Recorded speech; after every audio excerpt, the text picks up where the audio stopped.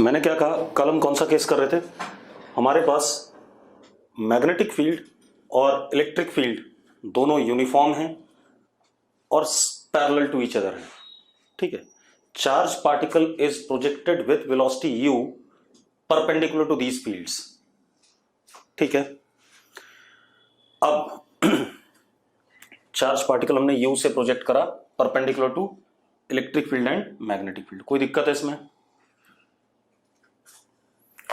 कोई इशू है तो बता दो भाई। ऐसा कुछ करा था हमने। तो मैंने क्या करा, मैग्नेटिक फील्ड और इलेक्ट्रिक फील्ड y एक्सिस में मान लिया, चार्ज पार्टिकल को x डायरेक्शन में प्रोजेक्ट कर दिया। अब आप एक चीज देखो, इस इलेक्ट्रिक फील्ड की वजह से एक y डायरेक्शन में फोर्स जरूर लगेगा which would be constant q into e. तो y डायरेक्शन में एक्सेलरेशन भी एक कांस्टेंट आएगा q इंटू ई अपॉन m।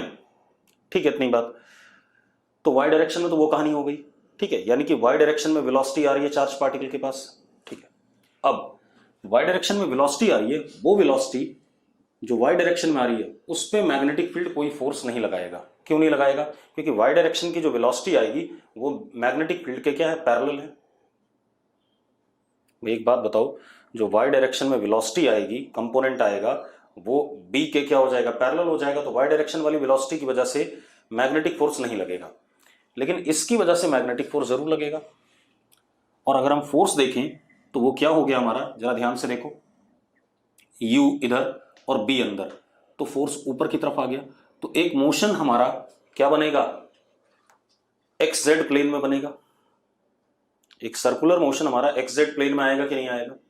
और वो सर्कल, जो circular motion x z plane में आएगा, वो y डायरेक्शन में आगे की तरफ मूव करेगा विद यूनिफॉर्म एक्सेलरेशन। यस और नो? चलो अब मैं लिख देता हूं,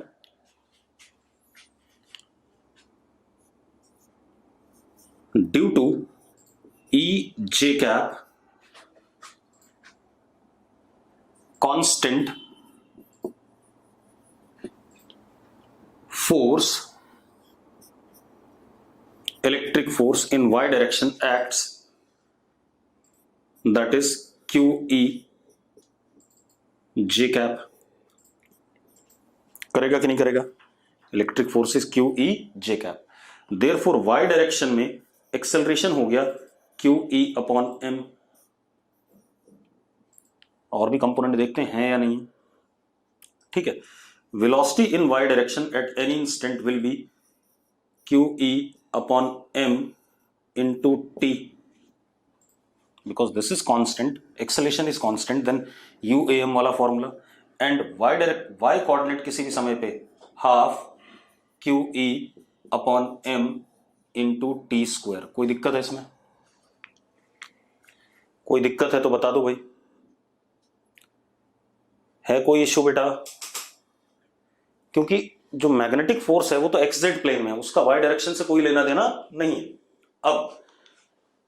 अब जरा देखो, एक मिनट ध्यान से।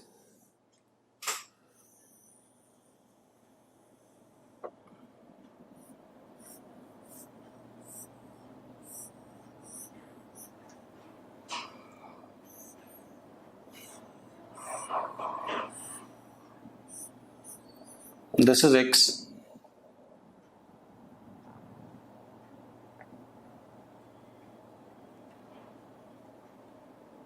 This is Z axis. अब अंदर की तरफ बी जे कैप, अंदर की तरफ ई जे कैप। टाइम जीरो पे पार्टिकल यहां पे था,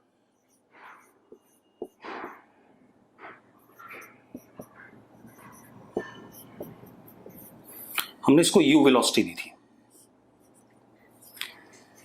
अब जरा देखो, मैग्नेटिक फोर्स इस इंस्टेंट पे इधर की तरफ आएगा,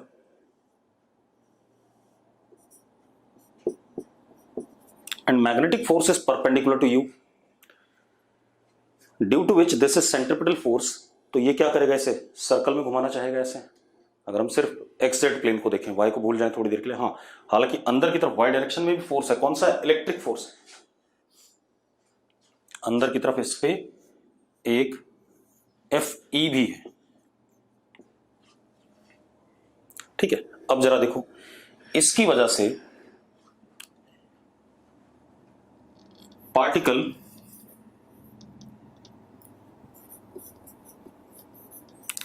performs UCM in XZ plane and circle is in uniformly accelerated motion along y axis, अंदर की तरफ जाता रहेगा यूनिफॉर्मली एक्सेलरेटेड मोशन। यस और नो, यस और नो, जल्दी बताओ। अब मजेदार बात देखो, इसका मतलब ये सर्कल पीरियोडिकली, क्योंकि यूनिफॉर्म सर्कुलर मोशन है तो सर्कल का तो टाइम पीरियड फिक्स है, यानी कि ये सर्कल पीरियोडिकली y एक्सिस को टच करेगा कि नहीं करेगा बार बार। That is touches y axis periodically. ठीक है, तो हम इसको क्या कहेंगे कि ये भी एक हेलिक्स हो गया। सर्कल ऐसे आगे बढ़ा ऐसे अंदर की तरफ जा रहा है कि नहीं जा रहा है, ये भी क्या हो गया, हेलिक्स हो गया कि नहीं हो गया। यस और नो। लेकिन इसका जो पिच होगा वो यूनिफॉर्म नहीं होगा। जैसे पिछले वाले में पिच कांस्टेंट था, इसका पिच कांस्टेंट नहीं होगा। तो मैं क्या कहूंगा, मोशन इज हेलिकल विद, अभी पिच भी निकालेंगे, नॉन यूनिफॉर्म पिच। ठीक है, अब हम आगे बात करते हैं। अब आप ऐसे देखो, किसी समय पे यहां पहुंच गया, u का मैग्नीट्यूड नहीं चेंज होगा भाई, u का क्या चेंज होगा, सिर्फ डायरेक्शन, u का मैग्नीट्यूड चेंज होना ही नहीं है। तो यहां पहुंच गया तो ये एंगल हमारा हो गया theta, theta is omega into T. ठीक है, रेडियस कितना हो जाएगा ये भी आपको पता है, radius of this circle will be mu upon q b. Time period is 2 pi m upon q b and omega is q b by m. कोई दिक्कत है इन सब चीजों में? कोई दिक्कत नहीं है। अब यहां पर देखो, ये u ऐसा होगा और एफ बी ऐसे होगा, और एक कंपोनेंट वेलोसिटी का अंदर भी होगा, कौन सा, वी वाई। तो अब हमारे पास यहां पर अगेन दो कंपोनेंट, एक आ गया ये वी एक्स, एक आ गया ये वी जेड, और वी वाई तो है ही हमारे पास, चलो लिख देते हैं। तो वी वाई हमने निकाल रखा है। ठीक है, अब हम आ जाए वी एक्स पे।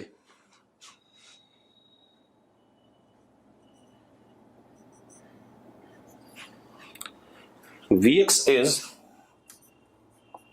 u cos थीटा, यानी कि u cos ओमेगा टी।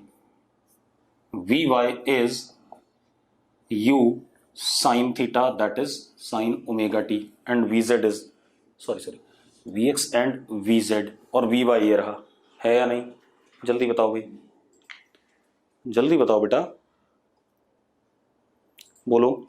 ठीक है, तो अब हमारे पास अगर मैं वेलोसिटी लिखना चाहूं तो v vector can be written as u cos omega t i cap plus v y is what, q e upon m into t j cap plus u sine omega t k cap.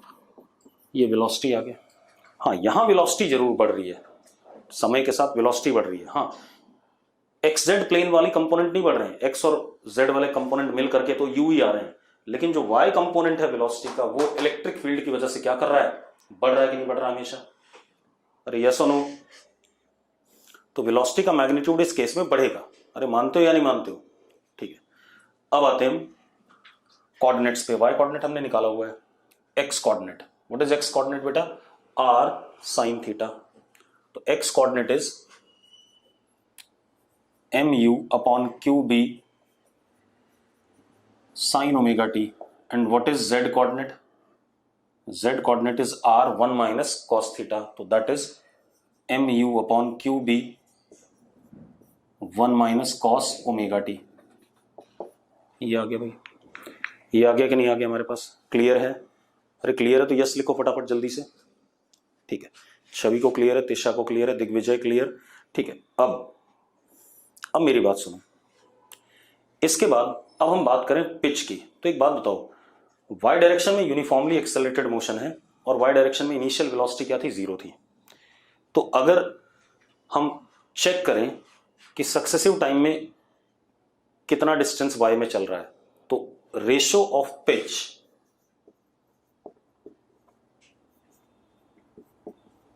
In equal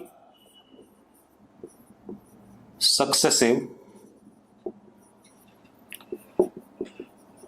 time intervals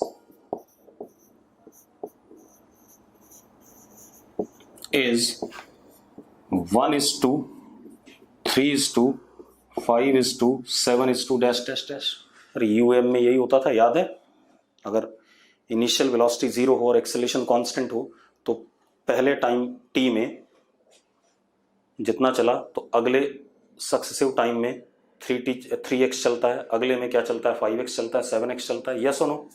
तो हम क्या लिख सकते हैं कि helix तो है लेकिन कैसा? नॉन यूनिफॉर्म पिच का। तो आगे की तरफ थोड़ा लंबा चलेगा, तब टच करेगा वाई एक्सिस को। क्लियर है? क्लियर है भाई? क्लियर है तो यस लिख दो फटाफट। चलो, अब आता है हमारे पास केस 2 इलेक्ट्रोमैग्नेटिक फील्ड का। अब केस 2 पे आते हैं बेटा। केस 2 क्या है? केस 2 है electric and magnetic field are perpendicular to each other, E vector and B vector perpendicular to each other uniform.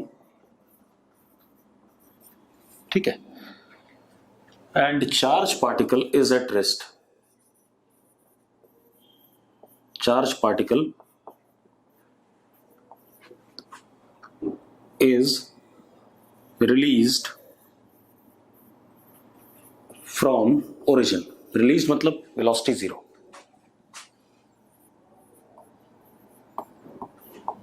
बेटा बहुत सारे केसेस बन सकते हैं, मैं आपको 2-3 केसेस बताऊंगा, बाकी आपको जब सवाल आएंगे तब देखे जाएंगे, वरना तो ये खत्म ही नहीं होगा। तो E और B हमारे पास क्या है? परपेंडिकुलर हैं एक दूसरे के, और चार्ज पार्टिकल हमने ओरिजिन से रेस्ट पे छोड़ा। तो मैंने क्या करा? E वेक्टर ले लिया, E आई कैप, B वेक्टर ले लिया B जे कैप, ऐसा ले लिया मैंने। E vector is E I cap and B vector is क्या कहते हैं? B जे कैप। कोई दिक्कत है? परपेंडिकुलर हो गए? ठीक है, बना लेते हैं।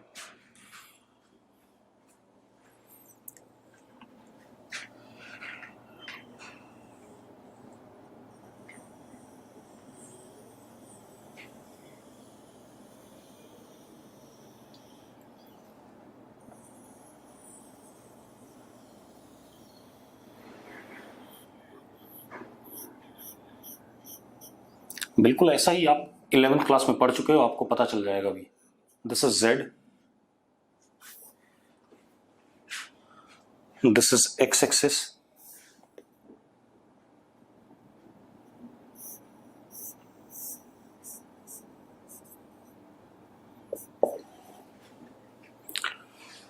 अंदर की तरफ आयुष पूछ रहा मैग्नेटिक फील्ड कंजर्वेटिव होती क्या?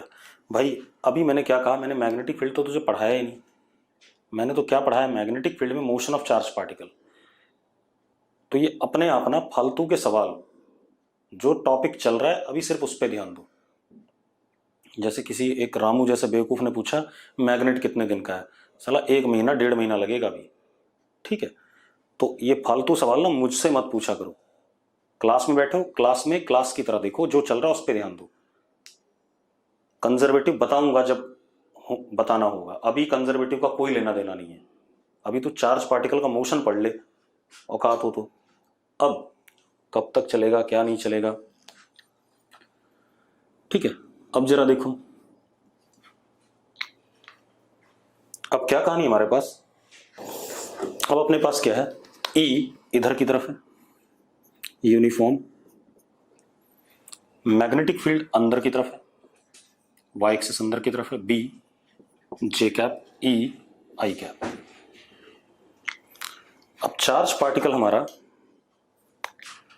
प्लस Q, मास M, ओरिजिन पे चुपचाप से रखा है, इनिशियल वेलोसिटी इसकी 0। अब जरा ध्यान से देखना, अब मेरी बात सुनो, इनिशियली इसकी वेलोसिटी 0 है, तो इनिशियली मैग्नेटिक फोर्स नहीं लग सकता। क्यों? क्योंकि चार्ज पार्टिकल अगर आपका रेस्ट पे है तो मैग्नेटिक फोर्स चार्ज पार्टिकल पे नहीं लगेगा। यस और नो? ठीक है, तो टाइम 0 पे चार्ज पार्टिकल पे मैग्नेटिक फोर्स नहीं लगेगा, ये बात क्लियर है। लेकिन इलेक्ट्रिक फोर्स तो लग सकता है, किधर की तरफ, एक्स डायरेक्शन में, क्यू ई, और इलेक्ट्रिक फोर्स लगेगा तो एक्स डायरेक्शन में वेलोसिटी भी आएगी, एक्सेलरेशन भी आएगा। तो एक्स डायरेक्शन में जब वेलोसिटी आना शुरू होगी उसी मोमेंट पे मैग्नेटिक फोर्स लगना शुरू हो जाएगा कि नहीं हो जाएगा? यस और नो? जैसे ही एक्स डायरेक्शन में वेलोसिटी हम गेन करेंगे मैग्नेटिक फोर्स लगेगा कि नहीं लगेगा? ठीक है, अब एक बात बताओ, रुको एक मिनट। हाँ, इलेक्ट्रिक फोर्स तो एक्स डायरेक्शन में है, ध्यान सुनना, तो वेलोसिटी जो आएगी वो एक्स डायरेक्शन में आएगी, और मैग्नेटिक फील्ड वाई में है, मैग्नेटिक फील्ड वाई डायरेक्शन में है। ठीक है, इतनी बात। अब जरा देखो, तो अगर मैं क्या कहते हैं मैग्नेटिक फोर्स देखूं तो Vx ये रहा और B अंदर की तरफ है, तो मैग्नेटिक फोर्स ऐसा आएगा कि नहीं आएगा? जरा चेक करो, मैग्नेटिक फोर्स Z डायरेक्शन में आ रहा है, इनिशियली किस तरफ आया? Z डायरेक्शन में। ठीक है, अब एक और चीज बेटा, आप एक बात बताओ, जो मैग्नेटिक फोर्स होता है, मेरी बात सुनना, magnetic force is always perpendicular to magnetic field. ये पता है कि नहीं पता है बेटा? जल्दी बताओ। Magnetic force is always perpendicular to magnetic field, यानी कि मैग्नेटिक फोर्स का कोई भी कंपोनेंट वाई डायरेक्शन में नहीं आएगा कभी भी। एक बात बताओ यार, मैं क्या कह रहा हूं, मैग्नेटिक फोर्स मैग्नेटिक फील्ड के परपेंडिकुलर होता है, तो मैग्नेटिक फोर्स का कोई भी कंपोनेंट किसी भी समय पे वाई डायरेक्शन में तो नहीं आएगा। आएगा भाई?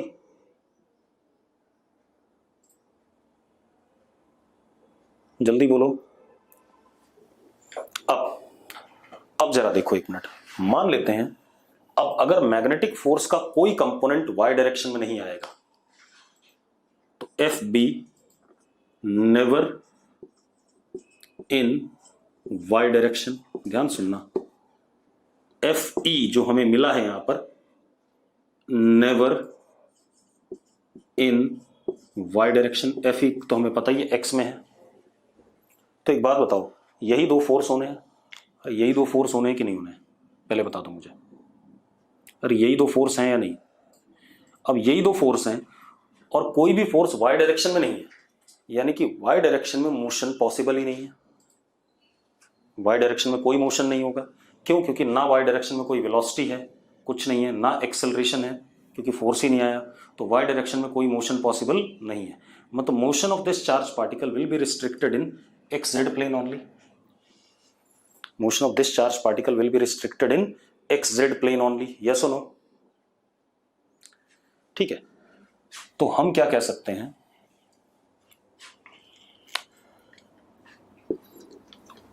मोशन ऑफ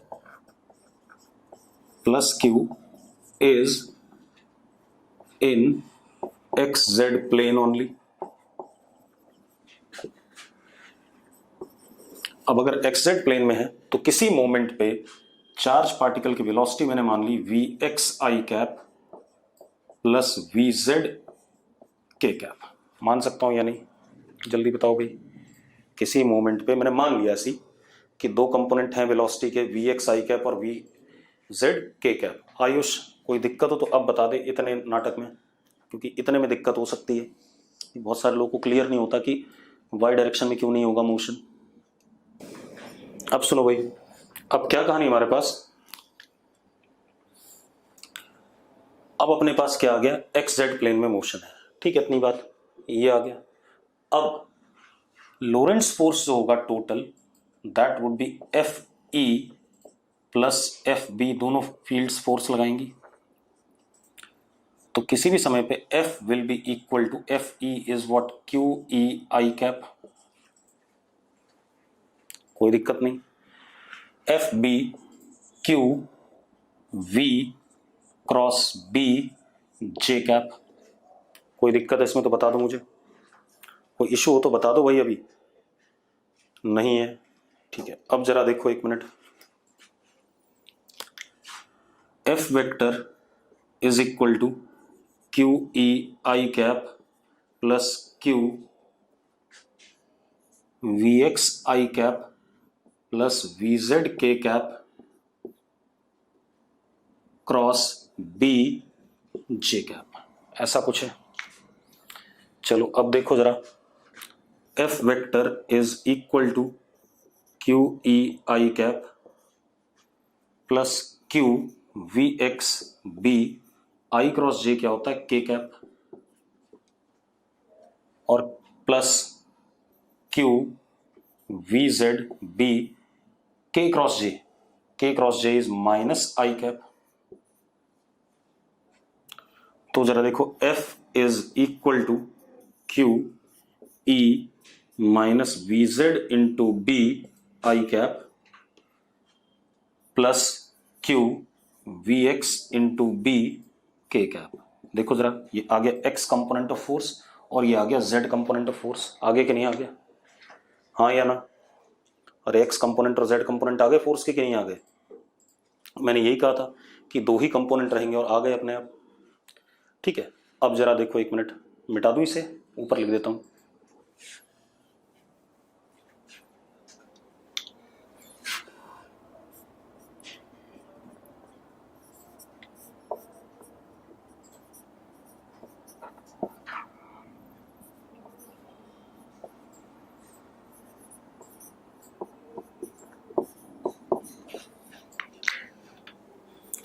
मगर आप इसको मजेदार तरीके से देखो तो शुरू में Vx और Vz दोनों जीरो थे, टाइम जीरो पे Vx और Vz दोनों जीरो थे, यस और नो, थोड़ा सा एनालाइज कर लेते हैं।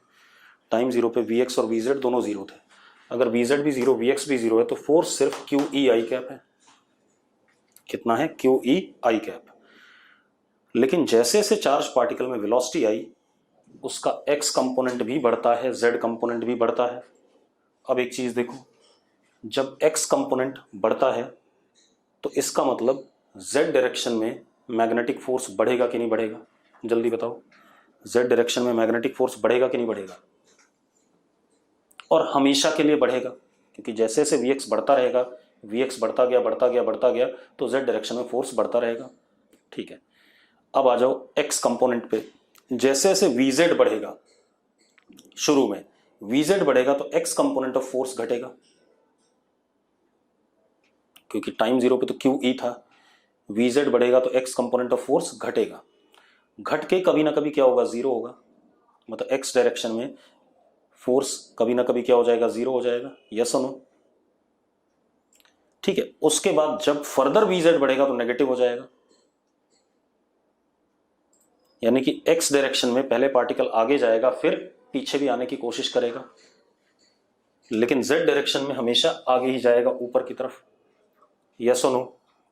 तो अब इसको थोड़ा सा एनालाइज करते हैं, ax इज q अपॉन m e minus v z b, that is d vx by dt, ये लिख सकता हूं कि नहीं, पहले बता दो मुझे, लिख सकता हूं कि नहीं, जल्दी बताओ, बोलो बेटा, ठीक है।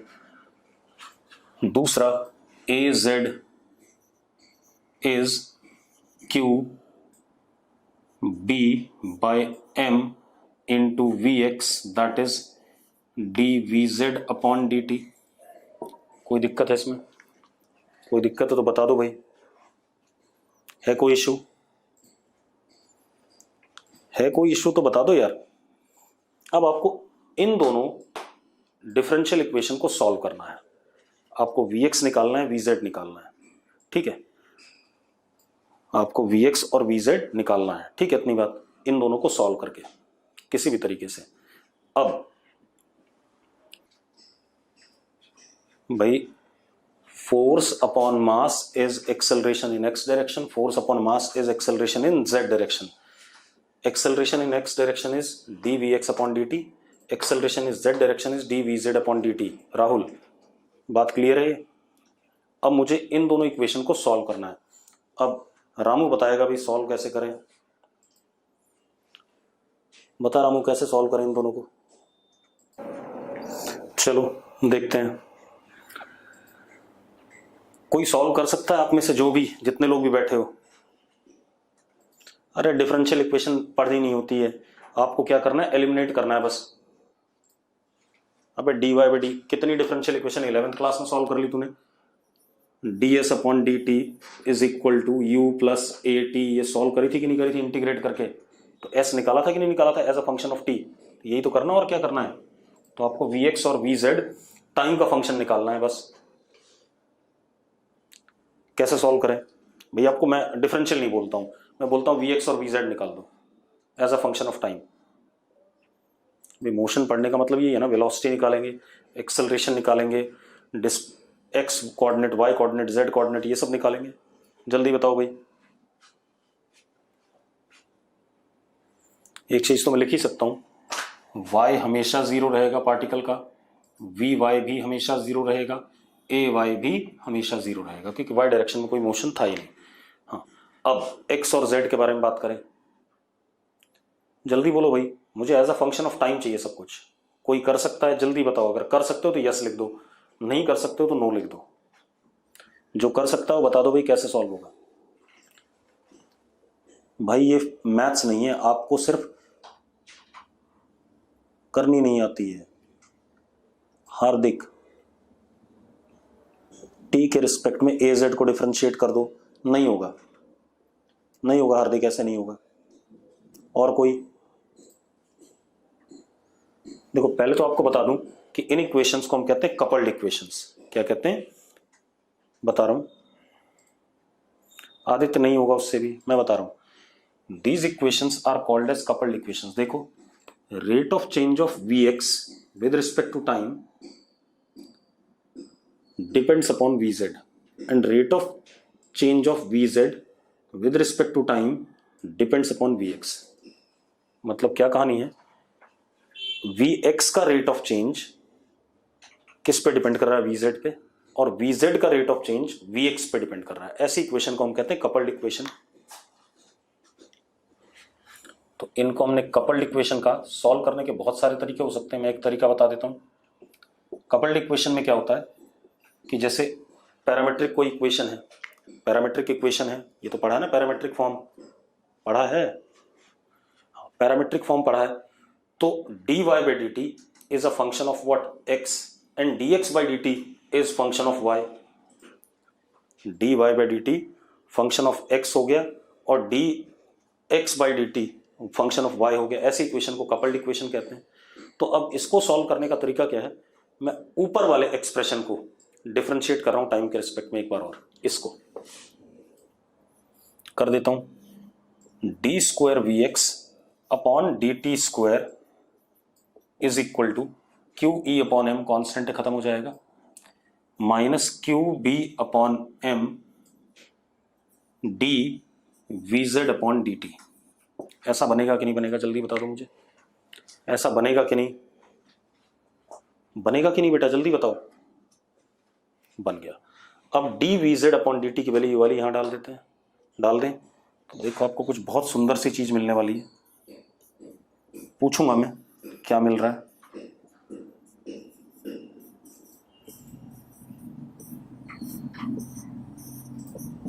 ये मिला, ये मिला कि नहीं मिला भाई, जरा चेक करो। D v z upon d t की वैल्यू ऊपर से डाल दी, q b upon m into v x, ये मिला कि नहीं, मिल गया, मिल गया भाई, जल्दी बताओ। अब अब रामू बताएगा कि ये किस चीज की इक्वेशन है। रामू क्या चीज रिप्रेजेंट कर रहा है? रामू ये SHM की इक्वेशन है, मतलब Vx x component of velocity is executing SHM, x component of velocity is executing SHM। यही दिख रहा है कि नहीं दिख रहा है भाई? जल्दी बताओ मुझे।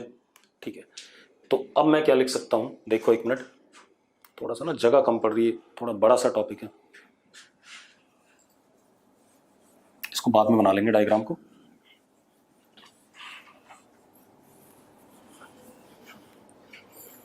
तो मैं क्या कह सकता हूं, Vx एग्जीक्यूट्स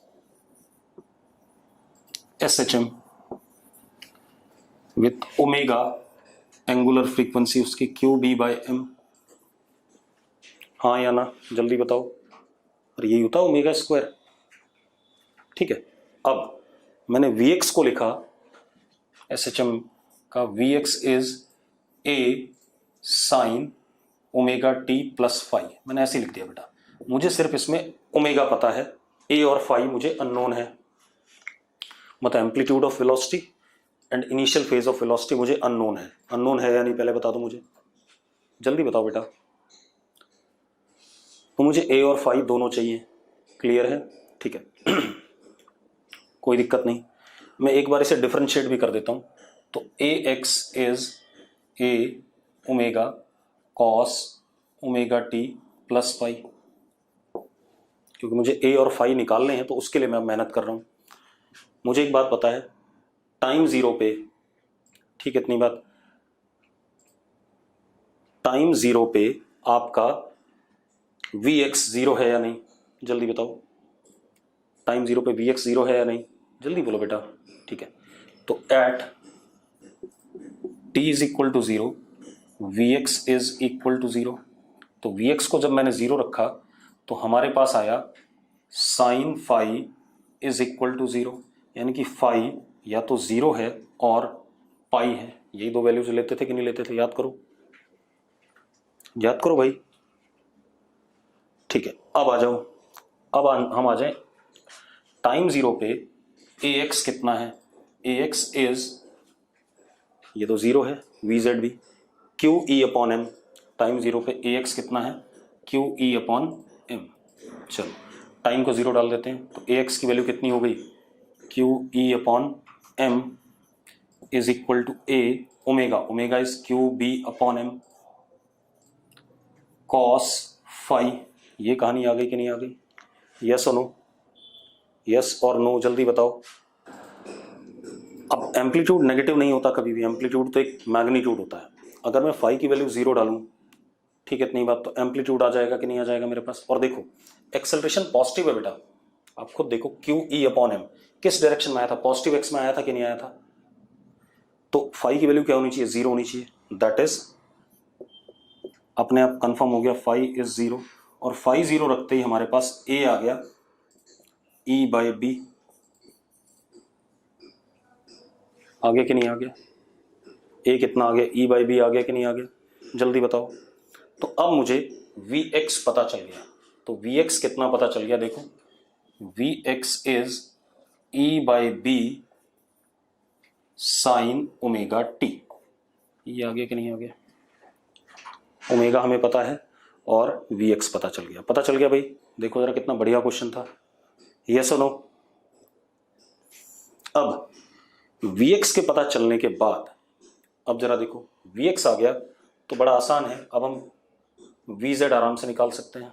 Vx की वैल्यू यहां डाल दें, चलो देखो d Vz/dt is equal to QB/m।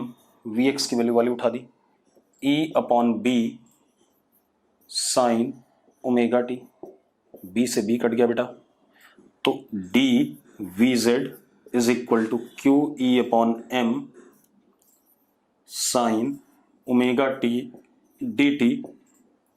Integration, time zero पे Vz भी जीरो था, टाइम t पे कितना Vz, ऐसी मान लिया हमने, ठीक है इतनी बात।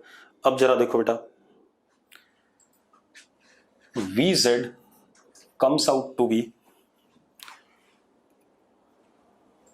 QE upon M into omega. Omega is QB by M.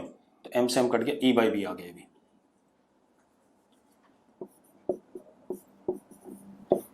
1 minus cos omega t, ये VZ आ गया. आगे भी VZ. यस और नो? जल्दी बोलो यार. भाई इंटीग्रेट करना था, कर सकते हो तो इंटीग्रेट, आपका चल ही रहा है चैप्टर. ठीक है, लिमिट डाल दी, ये आ गया. तो VZ और VX आ गए. अब ज़्यादा खेल नहीं रहा, VZ और VX आ गए. ठीक है, अब एक काम करो, मिटा दूँ ये सब. चलो AX भी लिख ही लो. AX will be E by B omega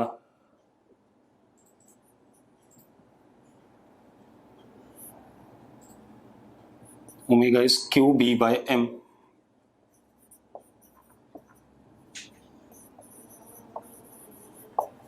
ये आ गया हमारा AX.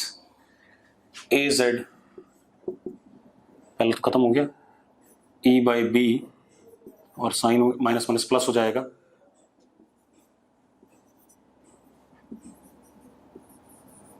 ये आ गया. ठीक है, ये एक्सेलेरेशंस आ गए Z डायरेक्शन में और क्या कहते हैं X डायरेक्शन में. एक्सेलेरेशन तो दोनों कैसे चेक कर रहे हैं, Z कंपोनेंट भी और X कंपोनेंट भी. ठीक है, इतनी बात. अब जरा देखो एक मिनट.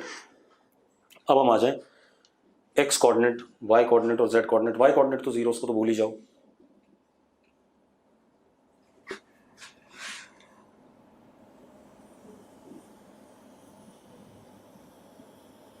एक तरीका तो ये था X कोऑर्डिनेट निकालने का, इसको dx बाई dt करता और इंटीग्रेट कर देता.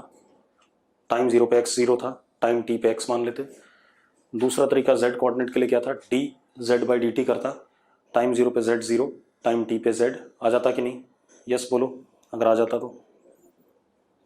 ठीक है, दूसरा तरीका बताता हूँ, क्योंकि वो तो मैथ्स वाला तरीका हो गया. हम फिजिक्स जानते हैं तो फिजिक्स वाला तरीका देखते हैं.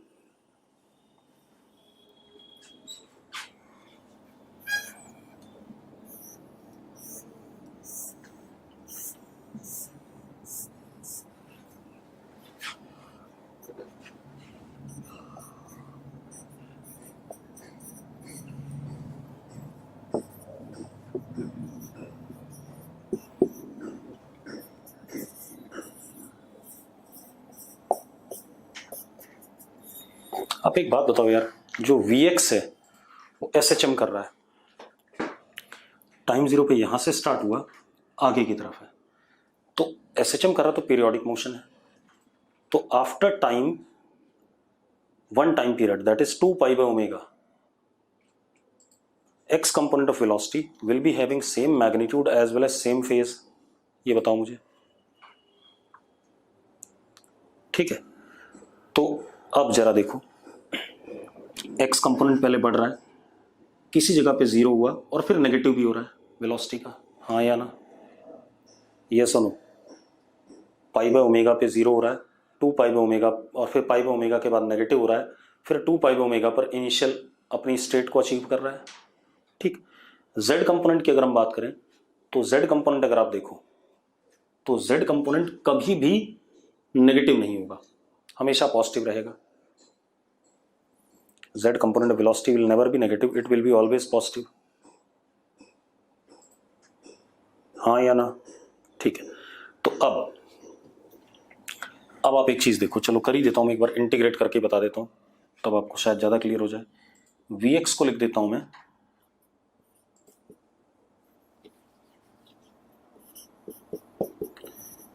dx अपॉन dt is equal to E by B sin omega t. That is dx is equal to E by B sin omega t dt integration time zero पे x जीरो था, टाइम t पे x, तो x is equal to E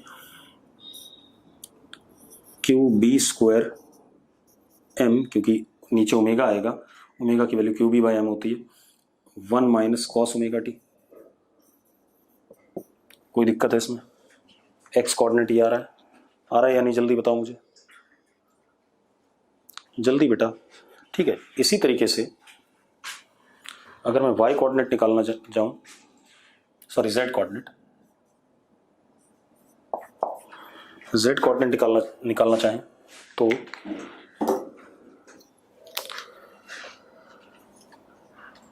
dz upon dt is e by B 1 minus cos omega T, लिख सकते हैं। तो क्या हो गया, dz is equal to e by B dt minus e by B cos omega T dt integration, time zero पे z क्या था, जीरो था, टाइम t पे कितना, z, तो z comes out to B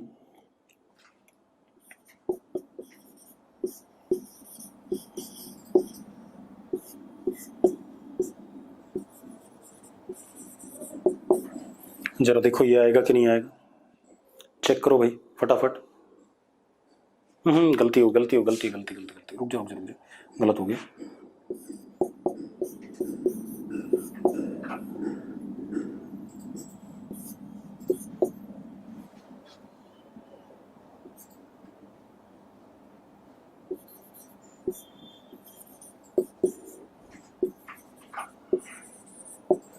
ये आएगा, ये सुनो, चेक करो भाई, अरे चेक करो जल्दी से, यही आएगा। तो हमारे पास एक्स कोऑर्डिनेट भी आ गया और जेड कोऑर्डिनेट भी आ गया, लिख लिया हमने दोनों।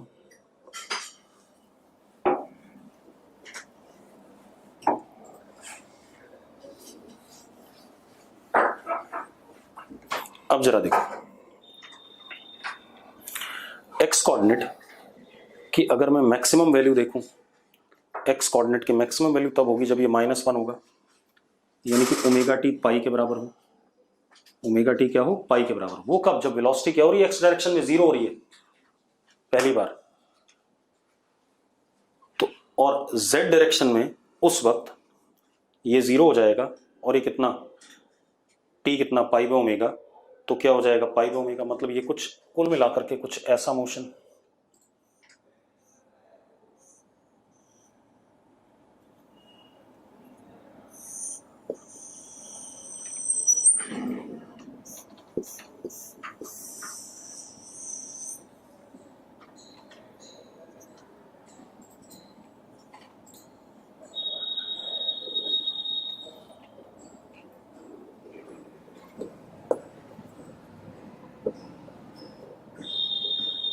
बता रहा हूं अभी कैसा मोशन, सारी बातें क्लियर हो जाएंगी।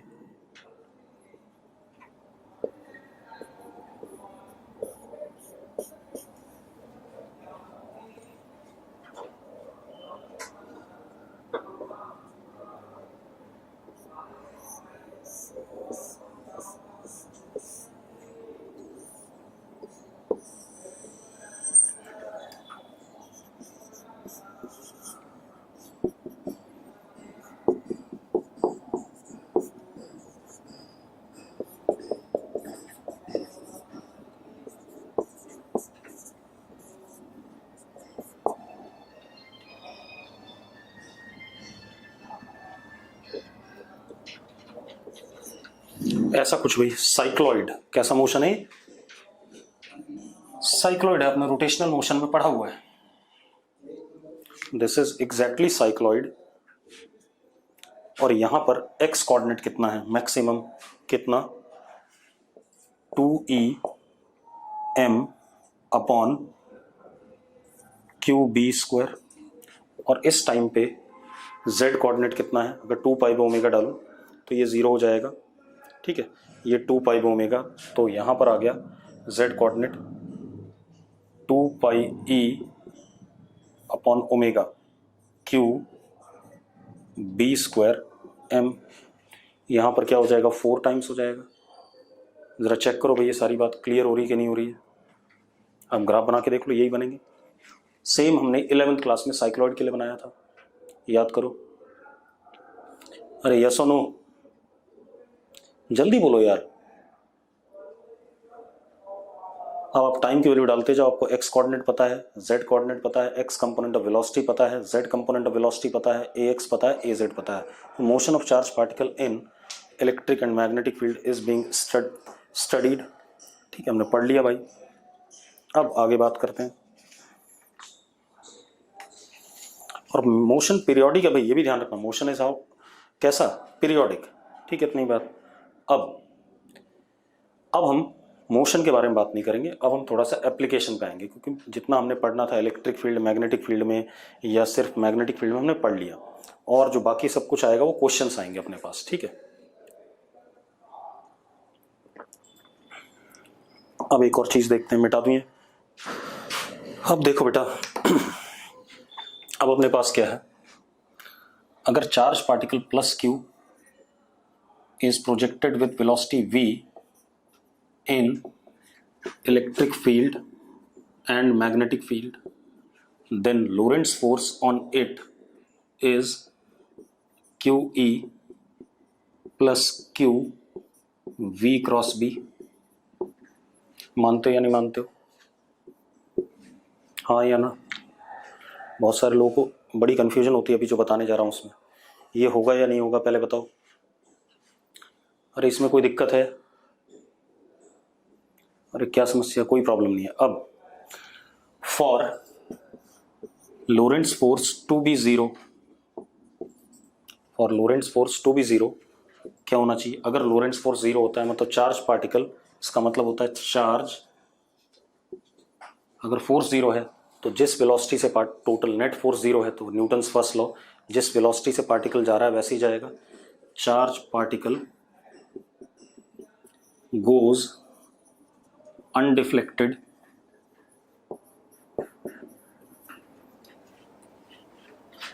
that is velocity now is what, constant। ये मतलब आया इसका। इसमें कोई दिक्कत है तो बता दो भाई, ज़्यादातर सवाल मेडिकल में तो इसी टॉपिक पे आते हैं। इसमें कोई दिक्कत है?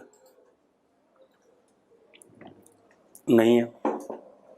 अब मेरी बात सुनो, यानी कि E vector plus V cross B vector का वेक्टर सम क्या, जीरो। यस और नो? कोई दिक्कत हो तो बता दो भाई, अभी भी बोलो जल्दी से। तो E vector is equal to minus of V cross B।